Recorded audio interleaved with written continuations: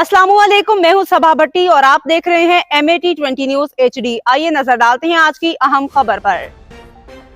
पिंडी बटिया से खबर शामिल करते हैं अपने तहसील रिपोर्टर की रिपोर्ट के मुताबिक पिंडी बटिया में मरूफ रूहानी बुजुर्ग सैयद अली रजा शाह मरूफ बाबा बग्घे शाह की याद में महफिल समा मुनाकिद हुई, जिसकी सदारत सरदार चौधरी मोहम्मद अवैस राई ने, जबकि मुल्क के मारूफ नौजवान गुलकार खालिद बशीर मुखलिस ने लोगों के दिलों को गरमाया। महफिल पाक को चार चांद लगा दिया। इस मौका पे चौधरी मोहम्मद आतिफ पुन्नू, चौधरी नासिर जान राई, चौधरी मोहम्मद इलियास राई, समी खान और दीगर तादाद में लोग मौजूद थे। लंगर का वसी इंतजाम किया गया।